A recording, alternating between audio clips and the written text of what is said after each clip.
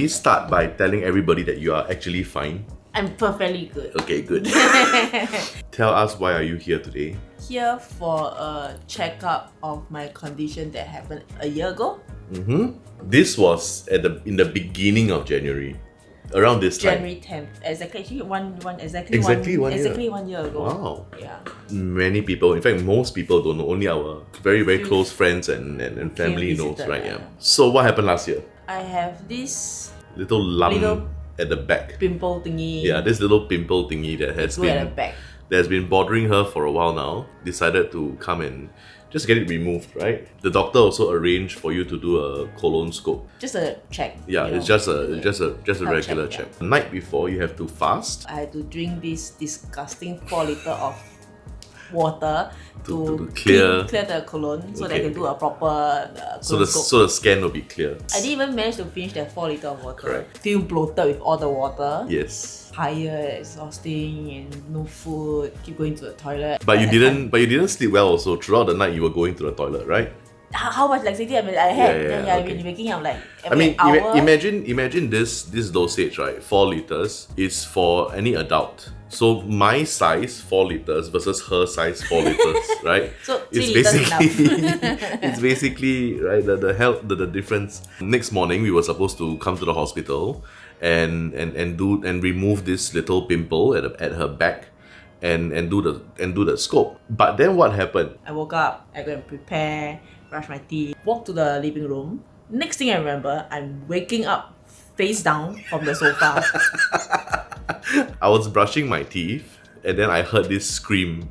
She went like, "B!" And I was like, So I came out, toothbrush still in my mouth, right? And then I found her just lying on the floor. I was like, what the?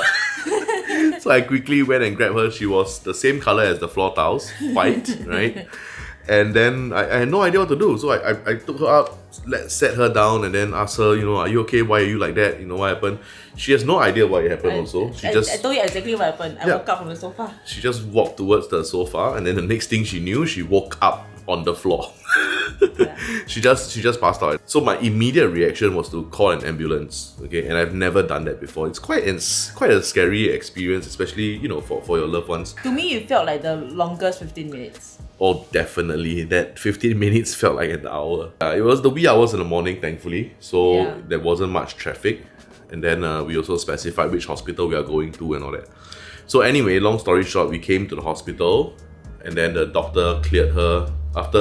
After you rested, the doctor cleared you. And then and I went for the for the operation. So removed that small little pimple. I wouldn't call it a pimple. What is it called? I know it's just bacteria. It was just some black bacteria that was ingrown in the skin, Yeah, right? Something yeah. like that. Half a So cm, really small. really small. So it was nothing. And then she did the scope. Yeah. And then all this while I was just waiting in the wards. I couldn't go and do anything. And then when you came back to the ward, you were doing fine, right? You came I was back doing from fine. anesthetics I and woke up and you asked me how am I feeling. I remember the first thing I told you was I'm really hungry. the nurses came with food. No, I came back from the ward where we had dinner. Mhm. I didn't eat much. I was hungry. I ate a little bit, and then it was late. You went to sleep. You went back. And I was like, okay, I'll see you tomorrow morning, and then we'll go home from there. Yeah, correct. That was the plan. That was the plan from the doctors as well. So- it was just a day off, and then you could go back, right? So I woke up, I had breakfast, I went to wash up, thinking that I'm going home, right? So I said I'll go home and have a good shower and all that. Waited for Jeremy, he came, chit-chatted, ready to pack and go home. Doctor, she's a general surgeon, saying that she can't let me go home. I'm like, huh? I'm okay, I ate, I washed up myself, I'm fine. Yeah. And then she said, no. During the operation, my BP dropped too low, Below 40. 60. Below 60? Yeah. No, below 60 is normal. It was below Below 40. 40? I can't remember. It It was was- below 40. It was too low that they have to pause whatever they do for a while, bring my BP back, and then carry on the procedure. She can't let me go, so she called in so a heart doctor. My heart doctor came, said my blood pressure too low, my heart rate too high and my oxygen level is very low. Yep. So I can't go home. I'm like, huh?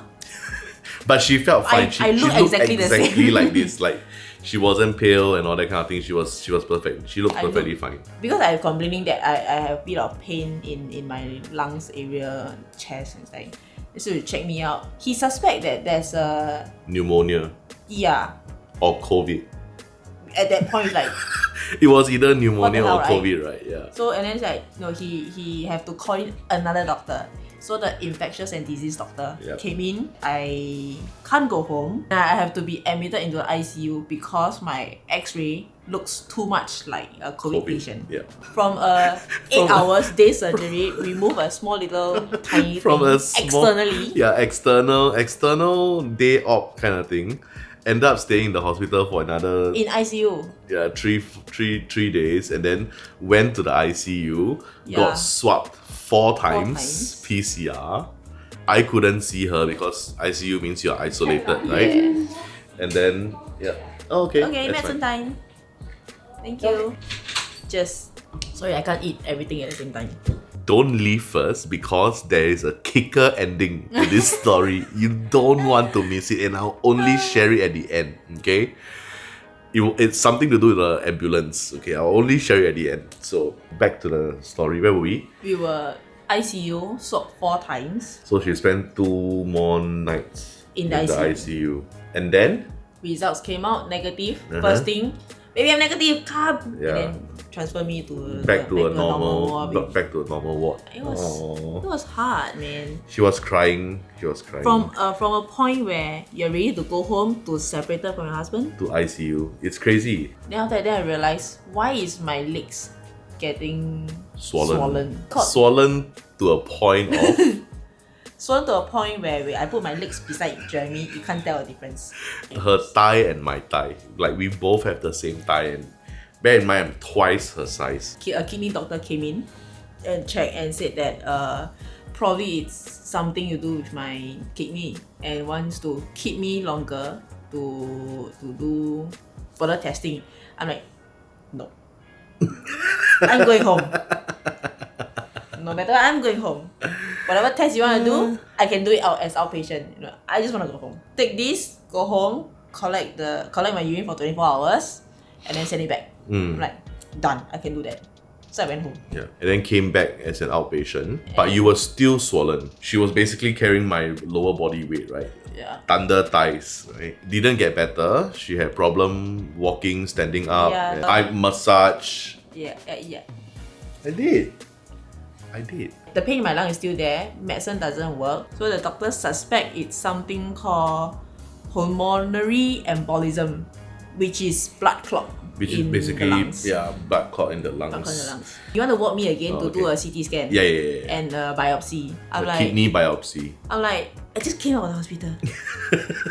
I don't want to stay again. Doctor said okay. So I said okay. And that was the plan. Okay, the To plan. come back one day to do the CT scan. CT scan. Next day come back to do the biopsy. Yeah. And then go home Yeah. and then wait for results. I came in, I did the CT scan. While I was lying there on the machine, I heard some commotion from the nurses.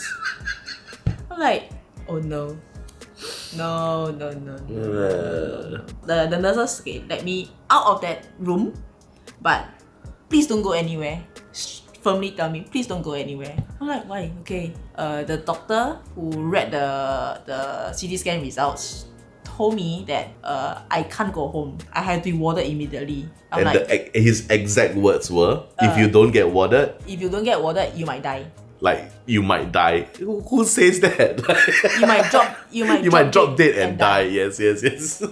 Instead of coming one day to just do a checkup, a CT scan, and then go home, immediately warded again, right?